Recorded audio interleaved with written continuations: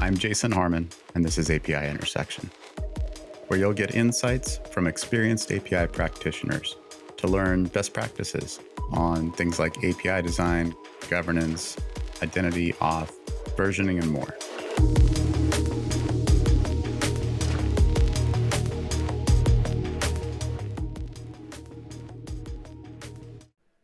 Welcome back to API Intersection. We got a little more on API product today. It's been, I think, kind of a theme lately. We've managed to get a couple of guests on. I don't know how many of these you've actually heard yet now that I think about it. But at any rate, we're going to talk a little bit about API product. And I think we brought about as big of a scale as we can bring from an API product perspective with Balan from Microsoft. Anna, my co-host as usual lately. Thanks for joining again, Anna. Balan, tell us a little bit about yourself and what you do at Microsoft.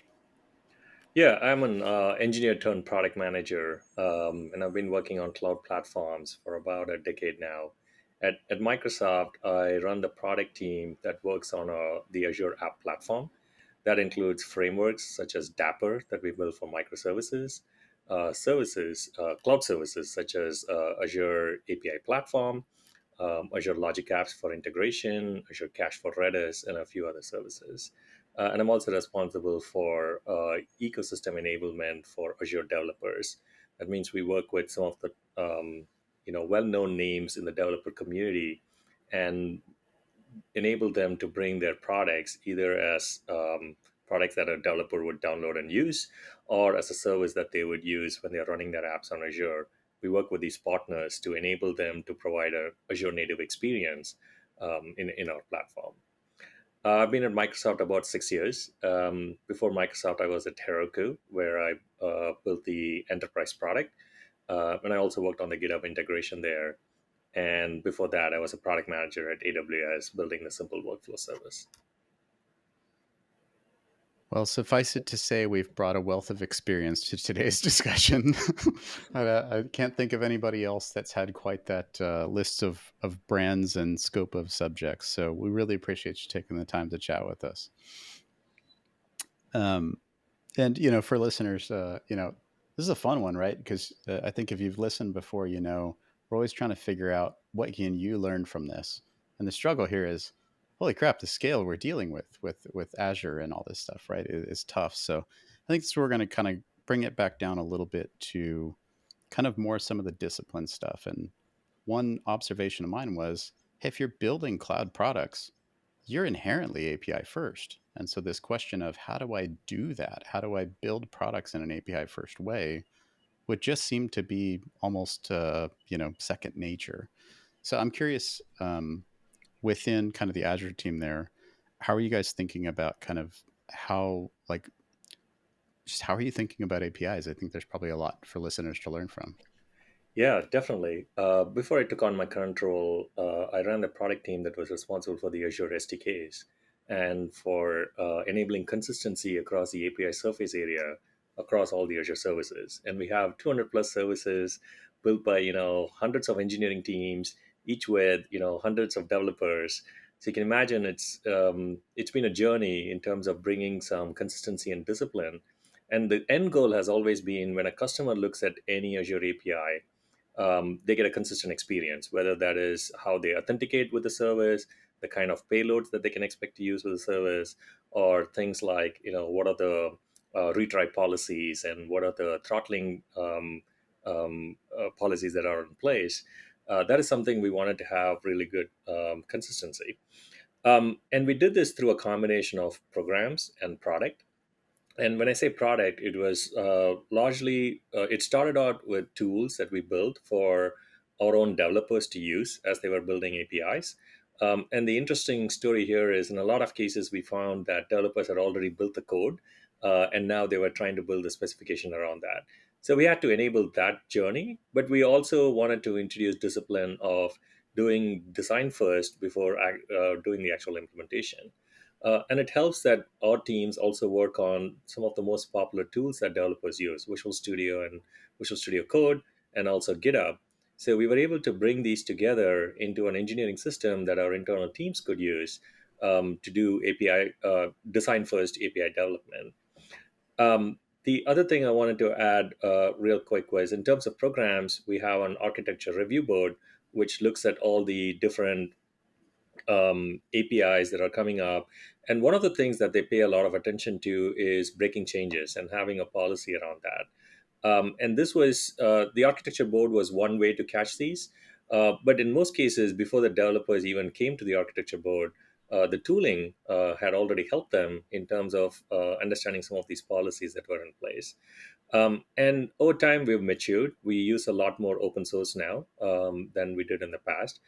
So Spectral is something that we use quite broadly within Microsoft. And we've also built extensions on top of OpenAPI. But for the most part, everything that we do, all our tooling converges around OpenAPI, and that's just become second nature for our dev teams now. So, what is working for you in educating your product teams and engineering teams to go API design first? Right? What's working? It seems like it's a huge scale. Yeah. So we run a process called end-to-end reviews, where we take a customer scenario that could span, several Azure services, and we show how a customer would actually be implementing that solution in different languages. And then it comes down to the commonality that they have across those languages is ultimately the API. And while we have rich SDKs for each of these languages against these APIs, the shape of the API defines the experience that a developer has with those SDKs. So these end-to-end experiences was really like doing that exercise was really eye-opening for these service teams, because now they understood nobody uses their service in isolation.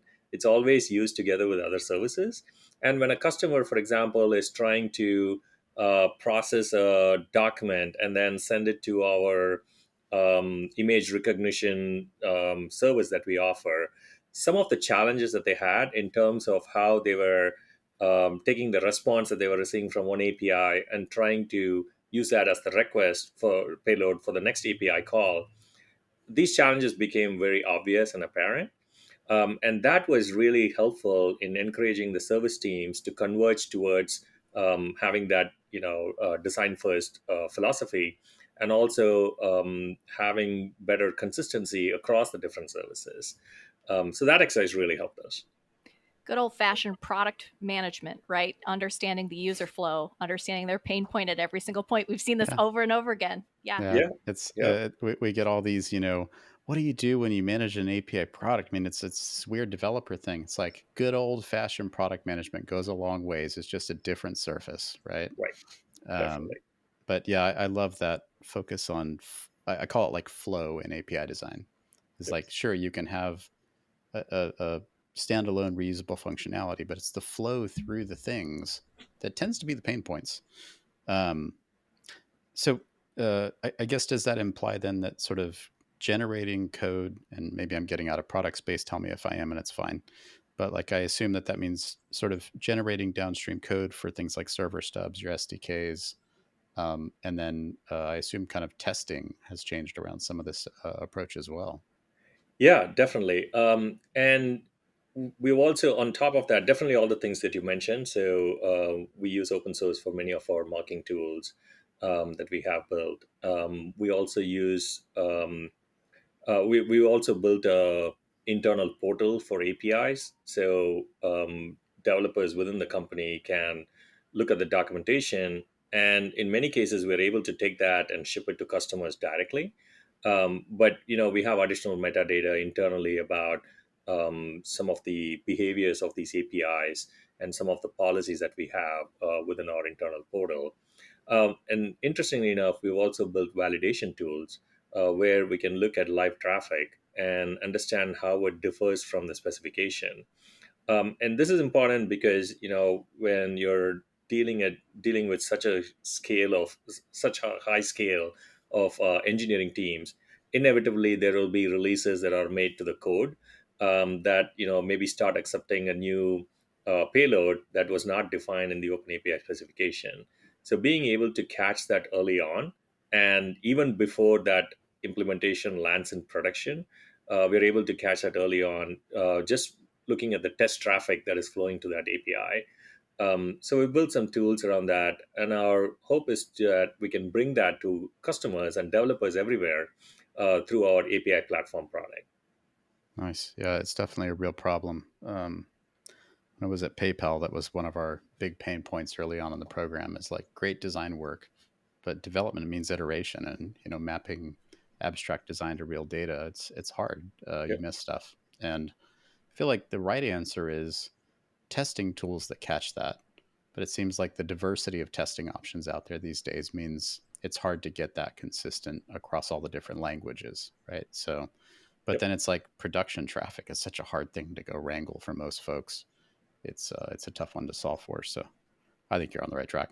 Yep. I guess another aspect of kind of what you're managing there at Microsoft is really around kind of partners, and I think this is for me over the last call it 5 years or so been a trend toward moving away from we have a big wide open public API to there is a specific audience of partners that we want to attract to use this API.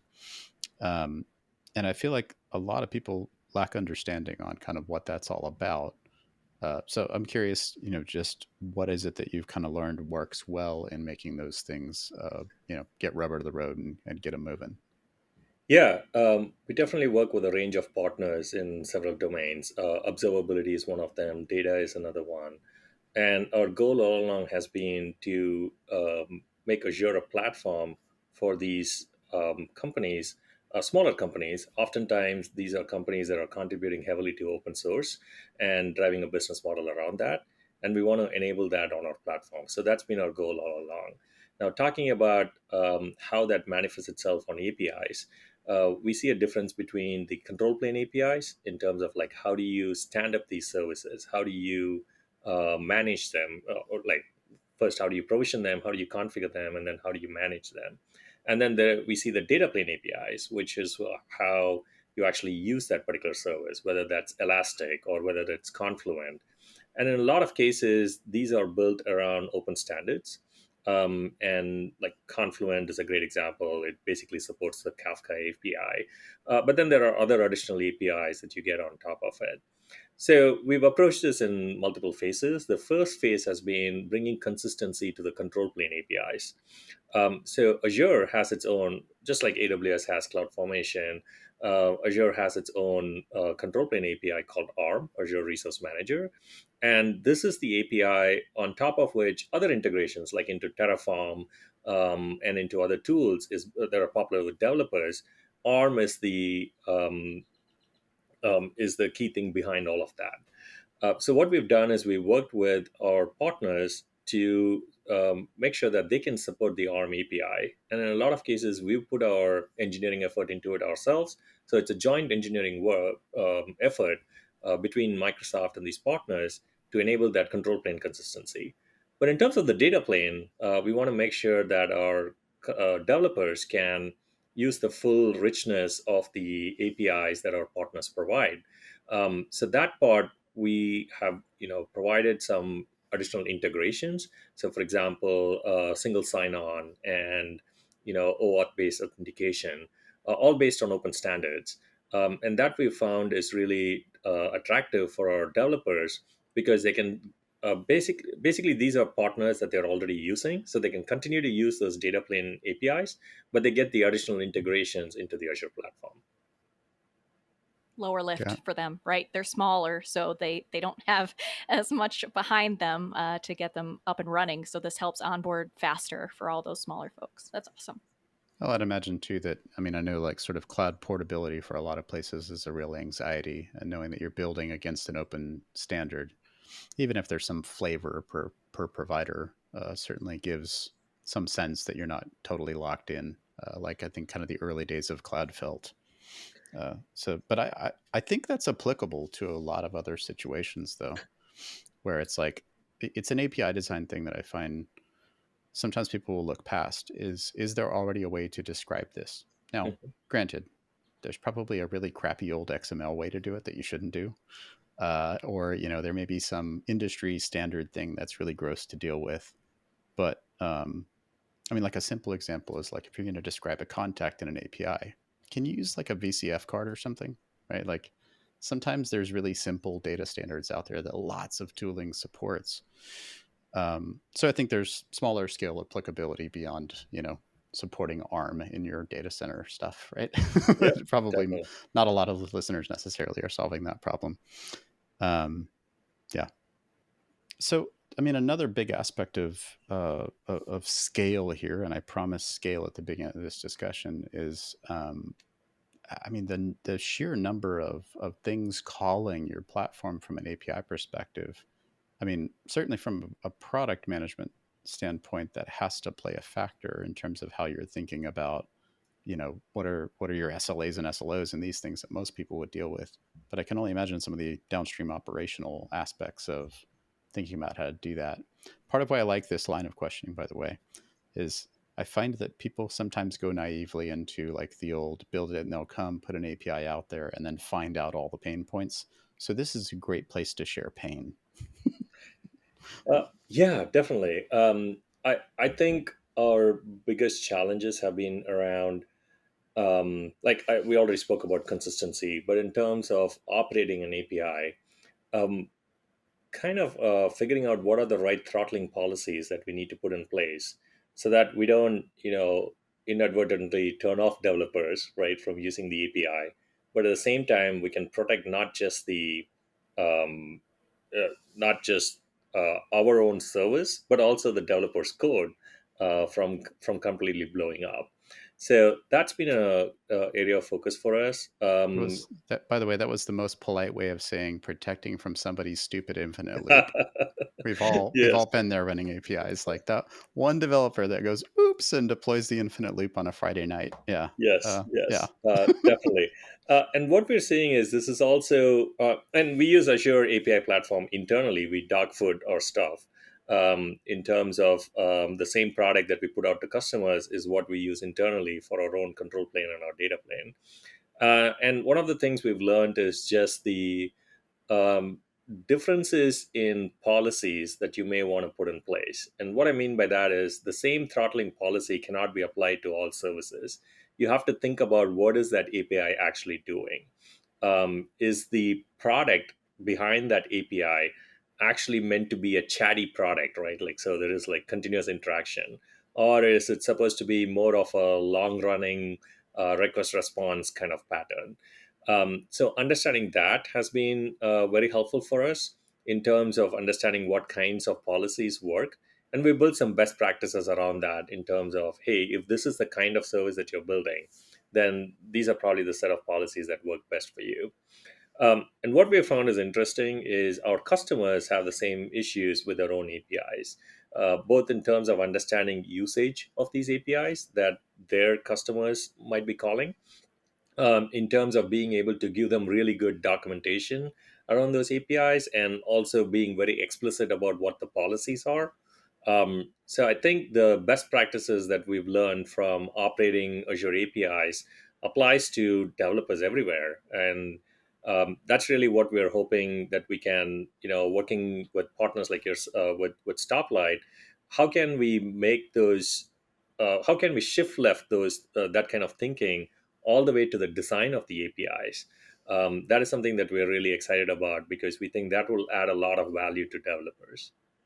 How are you documenting these best practices, and then how are you enforcing them? Right? It's a culture change to have to get those things through, right, to people who are using them.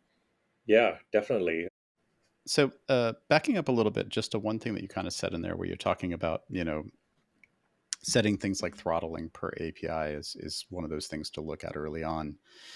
Um, but I mean, I wonder from a product standpoint, one common mistake I see is like, hey, everything has to have a synchronous, sort of request response API from the start. But that in so many cases, you're setting yourself up for the pain of polling. Like, do these kinds of early discussions lead you to look at other ways of kind of building APIs or things that maybe belong in an SDK or otherwise?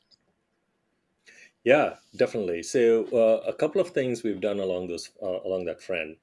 Um, we've added, for example, WebSocket support into the API management and product that we have. and also into the API platform. We've also built services specifically to help with real-time messaging needs, like Webpack Sub and the Azure Signal or service. Um, but more importantly, I think it comes back to the design of the API. When you're thinking about what is the kind of the interaction pattern that you want for the API, uh, the ability for an organization to say this are the set of templates that we're going to use for this kind of API. I think if the tooling can enable that, that would go a long way in terms of having that consistency across all the APIs that an organization produces. And also, one of the other places where we've seen this reflect is in testing, right? Like, how do you even test these? It's easy enough to test request response kind of patterns, but how do you test some of these um, other interaction patterns? So we built a load testing service that can help with load, but we're also looking at Playwright, which is an open source contribution that we made to help to make it easier for developers to write functional tests. But we believe that today it's largely used for UIs, but we believe that can be used for APIs as well. So that's a work in progress, but it's definitely a space that we're investing in to figure out, how can we across the life cycle of an API, how can we enable these other interaction patterns? Well, I'll tell you. Again, I promise scale. I think we saw crazy scale in this discussion in a way that I think we haven't had with a lot of other guests. Thinking about what it's like at these huge cloud provider environments. I'll say for my money, like over the last 10 years or so. I mean, I started my career in .NET and Microsoft environment, and it felt like this locked in world. And I just got to tell you, like hearing all these mentions of open source at partner level interactions and all these different ideas based around open source stuff. I mean, I feel like that is what's turned the tide in the Microsoft world in seeing now, every desktop seems to have a Visual Studio Code. I mean, I know our team uses it extensively. And just, all the kind of getting things into normal places like GitHub that people expect, right? Like, it seems like it's been a massive cultural revolution there over the last decade. It sounds like you've been there long enough to experience some of it. So, I mean, where do you see it going from here for kind of developers, and what to think about from Microsoft and the developer program and cloud stuff in the future? Yeah, I think it goes back to basically, very simple product management principles of putting the customer first. So when we think about who our customers are, they are developers, and developers hardly use just one tool or one platform. They use a whole bunch of different tools, and our goal is to make it seamless for them to use these different tools and services and platforms on top of our cloud offering, which is Azure. So in terms of how we are enabling open source, we definitely contribute quite a bit into open source, as you can see with VS Code and also .NET. Um, we also bring much of the innovation that we've built into open source, but it's not like, this is a Microsoft project that's sitting in an open source repo. This is more about building a community around it. A great example of this on my team is Dapper, which is a microservices framework that we're building together with Alibaba and a few others. And the goal here is to bring much of the best practices we've learned about building large scale cloud services with microservices. How can we codify those best practices into a framework that customers can use? And the interesting thing here is we're seeing a lot of API developers now start to use frameworks like Dapper to actually implement the APIs, right? So we see a symmetry between how they are designing their APIs and some of the things that Dapper provides. For example, in terms of resiliency, how can you make the API implementation itself more resilient to backend failures? So we're seeing how frameworks like Dapper can help with API developers implementing the designs that they have in mind. So that was another example of how we work with the open source. But in terms of enabling partners, um, I think in a lot of cases, we have first party services that do the same thing that a partner might be doing. but we've taken a very open approach to this in terms of putting the customer first, right? So at the end of the day, it's about driving customer delight. And, we might lose a little bit of usage of our own services, but that's totally fine as long as the customer is benefiting from our cloud platform and from our developer tooling. So that's kind of how we see the world with partners. As I mentioned, we work. The Azure Marketplace has hundreds and hundreds of partner offerings. We've also picked few that are very popular with developers and invested in Azure native integrations with those, and we'll continue to do more and more of that. Got it. All right. So I usually do this. We would talk with a lot of folks running like API programs, and we'll say, you got to build your program all over again. Where would you start? But I think today, I feel like more product managers thinking about APIs are probably tuned into this discussion. So, like, what do you think is the most important facet? And I'm gonna not let you cheat and give the answer I would give because you already did, which is be customer centric. But like, what's the next most important thing that you think you should apply in learning to manage APIs as a product?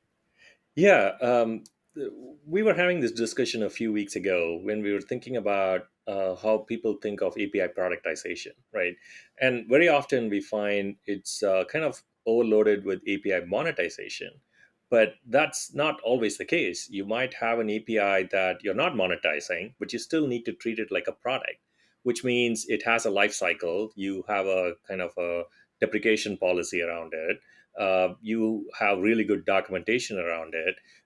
You work towards discoverability. How are you going to make these APIs discoverable? Maybe not even externally, but even within your organization. I was talking to a customer who's one of the biggest audit businesses in the world, and they were talking about how they are going all API centered, which means every single dev team within that huge organization needed to be thinking about making their value available as an API that other dev teams can leverage.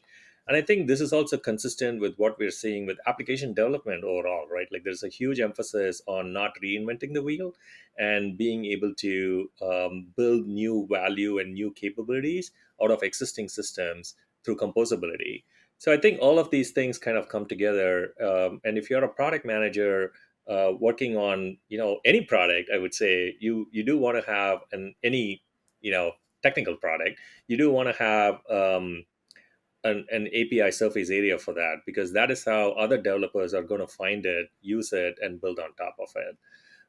And that comes all the way from how they discover it and how they start consuming it to what happens at scale, right? Like when they really use your product, how are you going to handle that scale? So those are some of the things that you need to think right from the get-go.